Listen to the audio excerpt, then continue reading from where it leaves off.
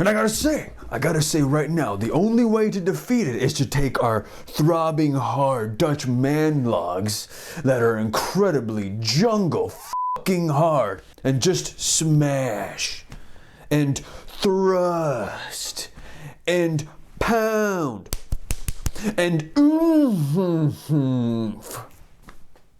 the clickety-clackety tooth-filled monstrosity that is the vagina.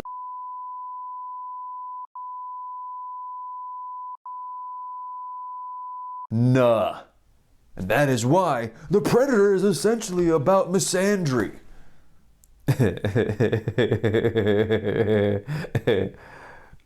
I mean...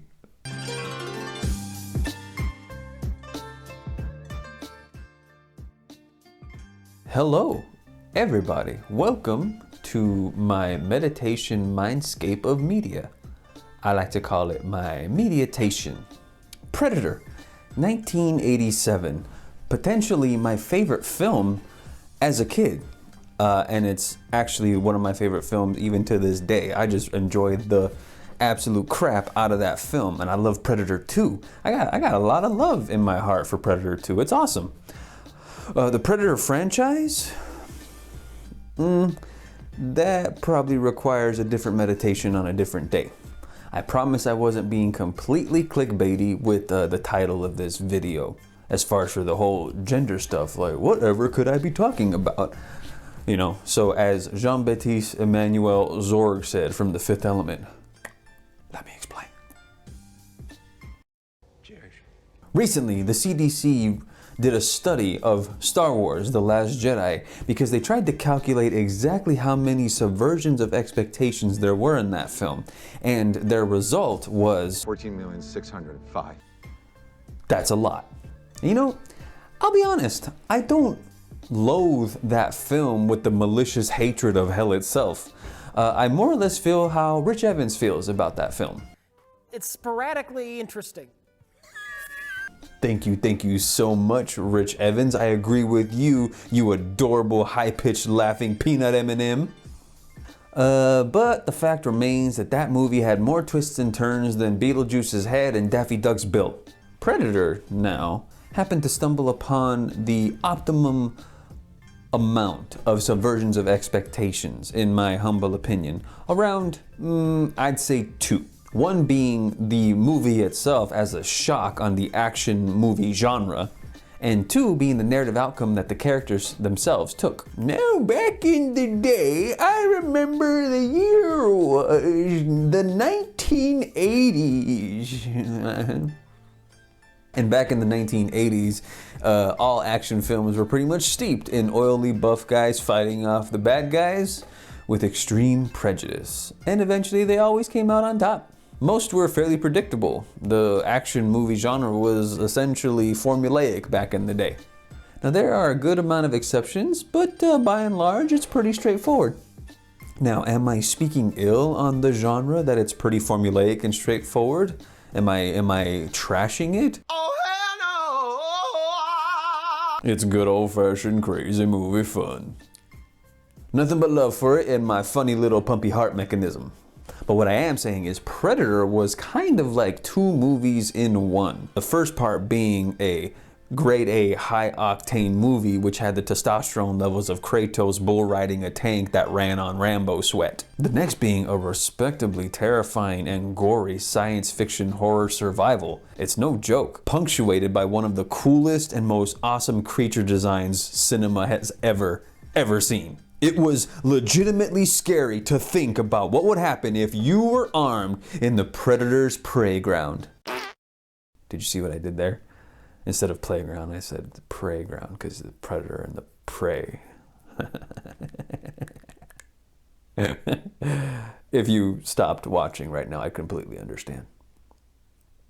And now we venture to Arnold Schwarzenegger, pre-Predator.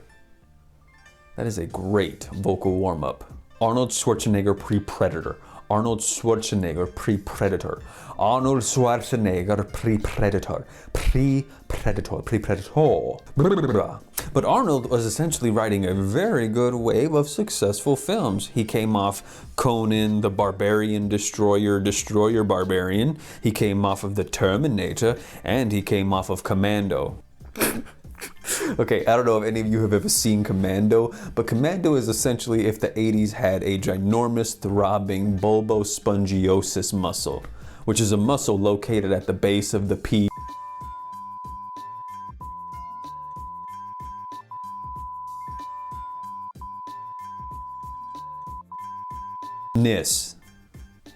And if you don't believe me, seriously, no. Just think, Arnold Schwarzenegger's name in that movie is John Matrix.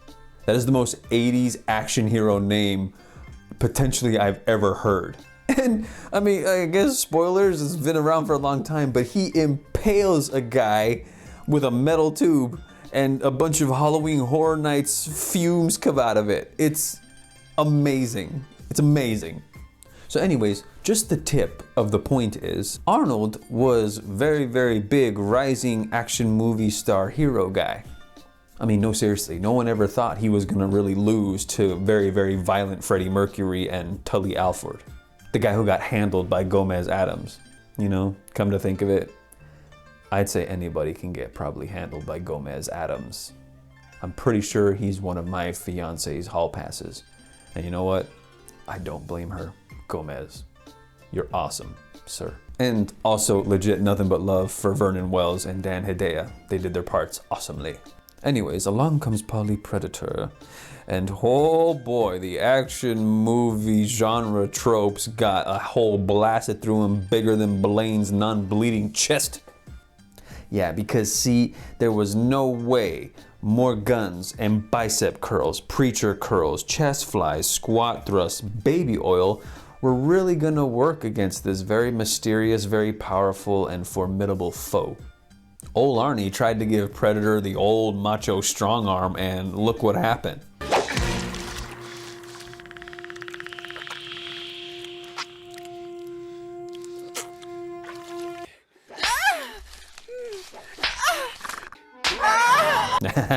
See, Arnie had to use the old smarts. He had to use them old sesos, which is Spanish for cabeza.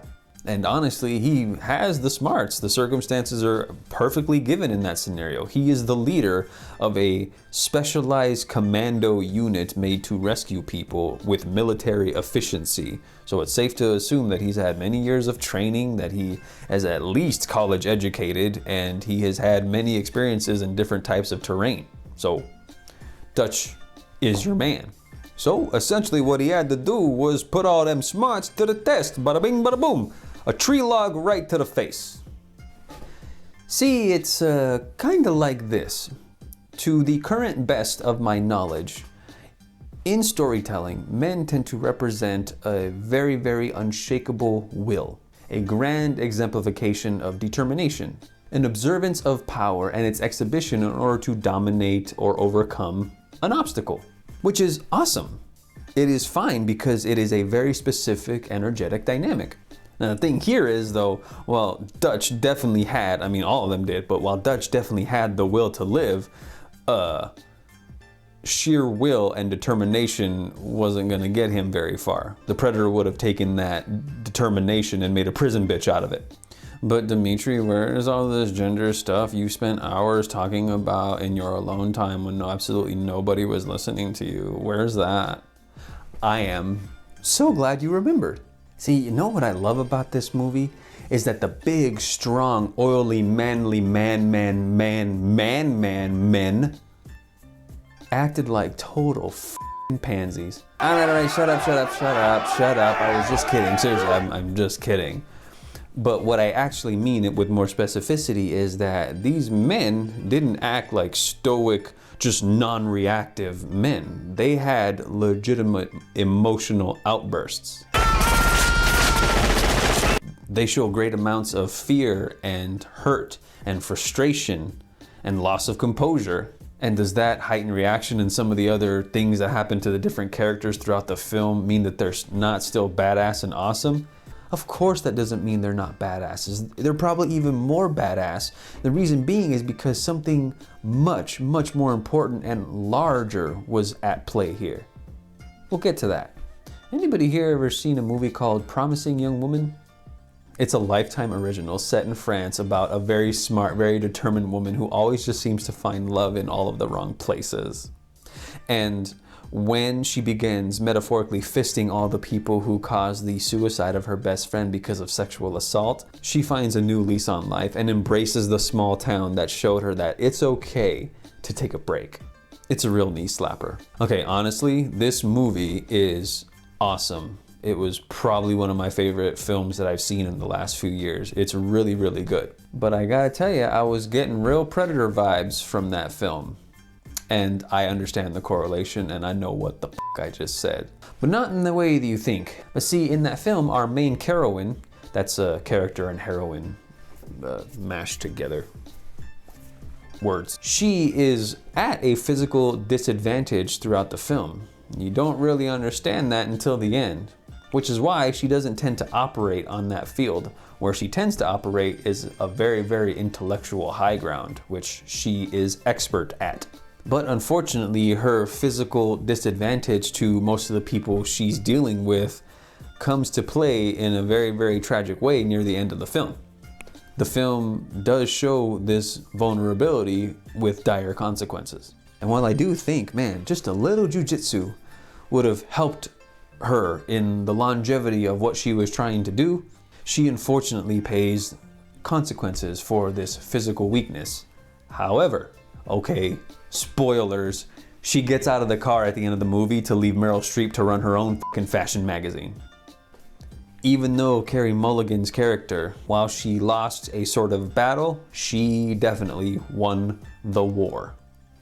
Kinda like Arnie. I highly recommend Promising Young Woman. Check it out if you can. That movie will knock your socks office. Socks office?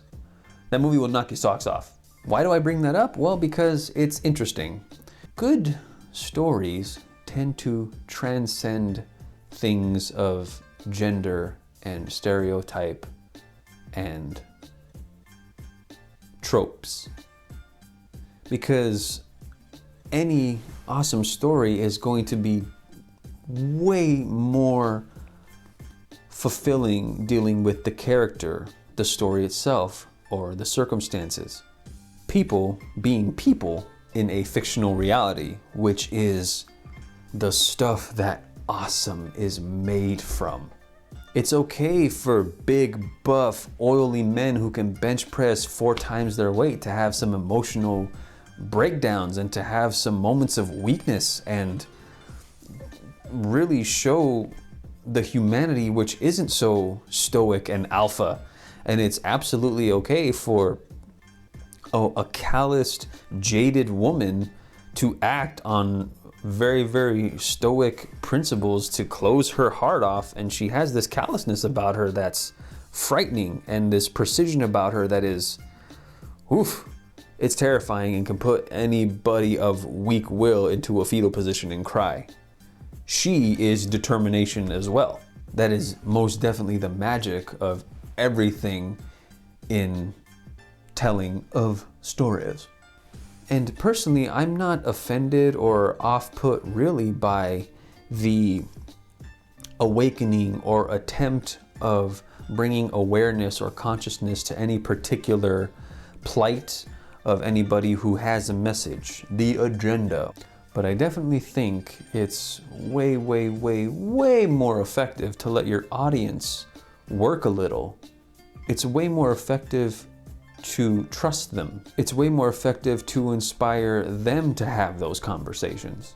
Really smacking them in the face with agendas tends to turn people off faster than a car salesman who wants you to join their gym and religion. It's not gonna work. And I think stories deserve a lot more respect than that. Stories are like the sabers of light wielded by the Jedi or the Sith. They need masterful hands to work them to their maximum potential, or else something like this happens. Not as clumsy or random as a blaster.